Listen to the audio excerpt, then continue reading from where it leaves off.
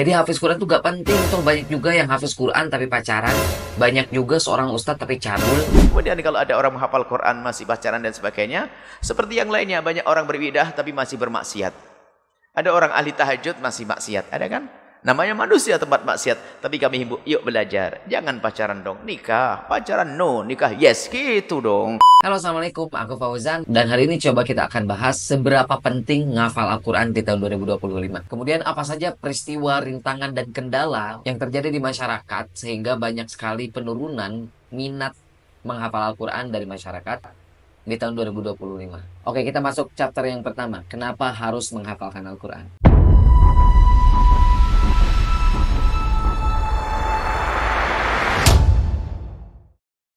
Coba kalian bayangkan, kalian adalah seseorang yang sebatang kara, tidak mempunyai keluarga, tidak diperhatikan, kemudian tidak mempunyai tempat tinggal, dan kalian luntang-lantung kemana-mana tanpa ada yang menyayangi kalian. Tiba-tiba datang seseorang yang kemudian memberikan kalian kasih sayang, kalian diperhatikan, kalian diberikan makanan yang layak, kalian diberikan tempat tinggal yang layak dan makanan-makanan yang enak. Lalu kemudian dia bilang, mulai sekarang, kamu sudah kami anggap menjadi seorang keluarga. Kalian pasti bangga kan? Nah, gimana kalau misalkan yang berkata seperti itu adalah Allah Subhanahu wa taala. Dan ini disampaikan oleh Nabi Muhammad SAW dalam sabdanya, "Innalillahi ahlina minan nas." Ya Rasulullah, manhum? Sesungguhnya Allah Subhanahu wa taala mempunyai keluarga di antara para manusia. Kemudian saking penasarannya para sahabat, mereka berkata, "Ya Rasulullah, siapa mereka yang dimaksud oleh Allah Subhanahu wa taala?" Maka Rasulullah SAW pun menjawab dengan mantap, "Hum ahlul Quran, hum ahlullah wa khassatuh." Mereka itu adalah sahabatnya Al-Quran. Mereka itu adalah ahlul Quran, sahabatnya Al-Quran, para penghafal Al-Quran. Hum ahlullah wa khassatuh. Mereka itu adalah keluarganya Allah Subhanahu wa taala dan orang-orang yang dipilih olehnya. Tapi jangan salah, seorang ahlul Quran itu bukan hanya seorang yang menghafalkan Al-Quran, tapi orang yang mentadaburi, mentafakuri, membaca, menghafal, dan juga yang paling penting itu adalah mengamalkan isi Al-Quran. Wal muradu bi ahli al-Quran alladhina ya'lamunahu wa yafhamunahu wa yuqimuna hududahu. Laysa al-muradu bi ahli al-Quran ya ikhwah man yahfazunahu ولا يفهمونه وإنما أهل القرآن الذين يعلمون القرآن ويفهمون القرآن ويقيمون حدوده. Di zaman Nabi, para penghafal Quran diberikan kesempatan untuk memimpin suatu kaum.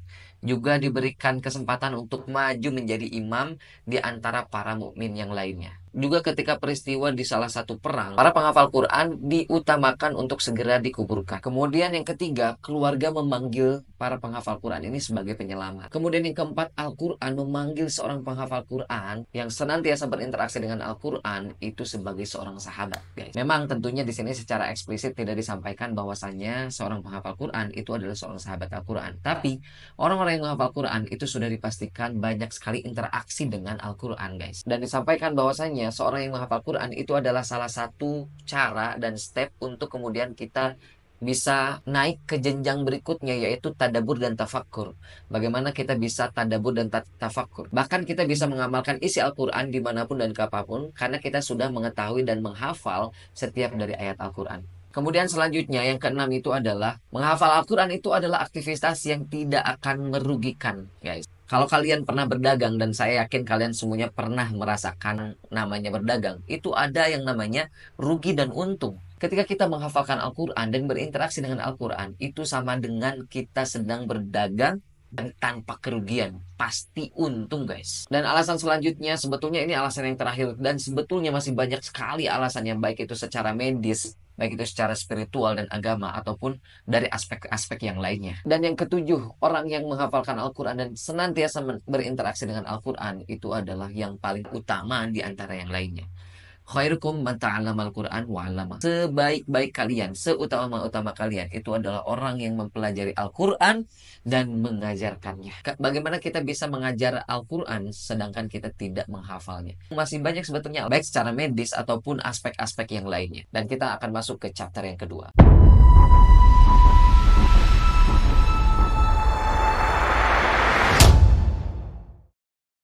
Problem atau rintangan yang terjadi di masyarakat sehingga tren dan minat menghafalkan Al-Quran itu sekarang sedang menurun. Banyak sekali peristiwa-peristiwa yang tentunya menjadikan trust issue, menjadikan masalah kepercayaan terhadap orang-orang yang berbau agama, mulai dari pencabulan, kemudian juga kekerasan verbal, dan hal-hal yang lainnya yang tentunya ini menjadikan pamor atau menghafal Al-Quran itu menjadi menurun, guys. Kepercayaan-kepercayaan terhadap dai, para ulama itu menjadi menurun juga. Kemudian selanjutnya banyak sekali influencer-influencer yang berpikir secara liberalis, yang berpikir yang berpikir secara bebas, yang menyampaikan hal-hal yang dapat mempengaruhi masyarakat secara umum. Rintangan selanjutnya itu adalah begitu masifnya gadget, gawai, kemudian media sosial, dan tools-tools lainnya yang tentunya ini menjadikan umat muslim di Indonesia khususnya dan di dunia umumnya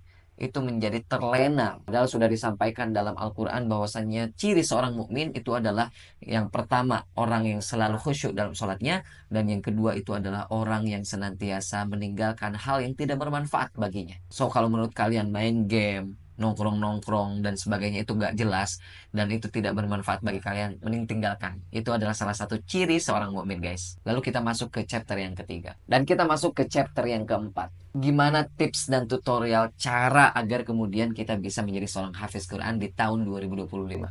Yang pertama, kalian harus mempunyai niat dan komitmen yang begitu kuat. Kita berada di tengah-tengah hiburan yang begitu masif. Kita dapat mengakses apapun yang kita inginkan. Tambah lagi dengan AI, artificial intelligence, yang begitu memanjakan diri kita semua. Maka yang pertama, niat kita harus kuat untuk menjadi seorang penghafal Quran. Kemudian yang kedua, kita harus mempunyai circle atau lingkungan. Lingkungan para penghafal Quran ini adalah hal yang paling penting karena al-imanu yazid wa yanqus. Iman kita itu bertambah dan juga berkurang. Kadang ketika berkurang, nah ini adalah titik terendah dan kita harus kuat. Ketika kita tidak mempunyai lingkungan, maka bisa jadi kita akan tergerus menjadi kebiasaan-kebiasaan buruk kembali. Dan di dalam lingkungan penghafal Quran, itu ada seorang ustadz, ada seorang partner atau sunaiyah. Jadi seorang ustadz ini yang akan menerima setoran kita dan akan memperbaiki setiap dari hafalan kita. Jadi ketika kita setoran, kita akan mendapatkan kualitas hafalan yang baik. Kemudian yang kedua itu kita mempunyai partner. Kita mempunyai bisa disebut pasangan atau sunaiyah yang ini justru akan menguatkan kita dalam menghafalkan Al-Quran. Kemudian masuk ke inti dari menghafalkan Al-Quran. Bagaimana cara murojaah dan ziyadah. Ziyadah itu adalah menambah hafalan Al-Quran. Bagaimana agar kemudian seimbang dan kita tidak gali lubang tutup lubang. Kita fokus ziyadah, murojaah hilang. Kita fokus murojaah, ziyadah hilang. Kita tidak seperti itu. Tapi bagaimana agar kemudian ziyadah dan murojaah ini menjadi stabil. Maka kita harus memperbanyak tilawah. Dan ketika kita mendapati ayat-ayat atau surat-surat yang kita hafal, kita ubah menjadi murojaah. Sehingga ini akan berbarengan antara tilawah, murojaah, dan juga ziyadah. Dan terakhir aku mau ngasih tahu, guys, Rasulullah itu sangat sedih. Bahkan digambarkan dalam surah Al-Furqan ayat 30 bahwasannya Rasulullah mengeluh kepada Allah Subhanahu wa taala. Semoga kita termasuk orang-orang yang senantiasa berada dalam jalan yang aman, dalam zona yang aman, dan senantiasa Allah bimbing agar kemudian kita menjadi seorang penghafal Al-Quran dan kita dianggap oleh Allah Subhanahu wa taala sebagai keluarganya Allah Subhanahu wa taala. Amin ya rabbal alamin. Jangan lupa untuk like, komen, dan subscribe dan share agar banyak orang yang mendapatkan insight dari aku. Assalamualaikum.